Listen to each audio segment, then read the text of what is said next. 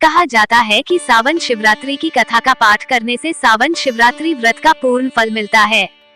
मान्यता है कि इस दिन शिवरात्रि व्रत कथा का पाठ करने से भक्तों को बहुत लाभ होता है और उनके जीवन में सुख समृद्धि का आगमन होता है।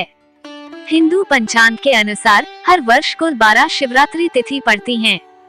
ये शिवरात्रि तिथि प्रत्येक माह कृष्ण पक्ष की चतुर्दशी पर मनाई जाती हैं।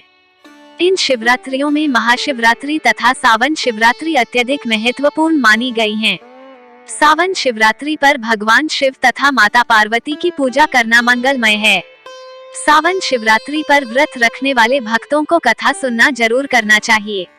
कहा जाता है कि कथा का पाठ करने से सावन शिवरात्रि व्रत का पूर्ण फल मिलता है।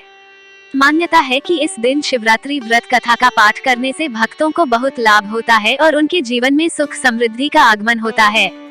दोस्तों, तो आज हम जानेंगे सुनेंगे सावन शिवरात्रि की संपूर्ण व्रत कथा। नमस्कार दोस्तों, आपका ही चैनल बातें ज्ञान यूट्यूब चैनल में आपका स्वागत है। कृपया चैनल को सब्सक्राइब करें, वीडियो को शेयर करें। धन्यवाद।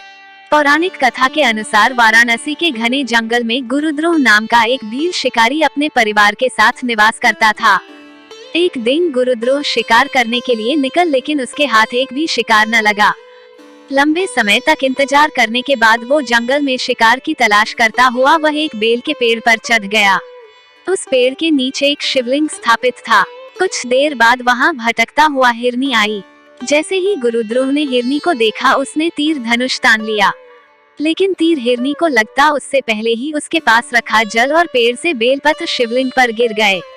ऐसे में गुरुद्रोह ने अनजाने में शिवरात्रि के पहले पहर की पूजा की। जब हिरनी ने देखा तो उसने शिकारी से कहा कि मेरे बच्चे मेरी बहन के पास इंतजार कर रहे हैं, मैं उन्हें सुरक्षित जगह छोड़कर दोबारा आती हूँ। कुछ समय बाद हिरनी की बहन वहाँ से गुजरी और उस समय भी गुरुद्रोह ने अनजाने में महादेव की उसी प्रकार से दूसरे पहर की पूजा की। हिरनी की बहन ने भी वही दुहाई देते हुए वापस आने का वादा किया। दोनों हिरनियों को खोजता हुआ वहाँ तीसरे पहर में हिरण पहुँचा। इस बार ऐसी घटना घटित हुई और शिवरात्रि के तीसरे पहर की भी पूजा शिकारी ने अनजाने में कर ली। हिरण ने भी बच्चों की दुहाई देते हुए कुछ समय बाद आने का वादा किया।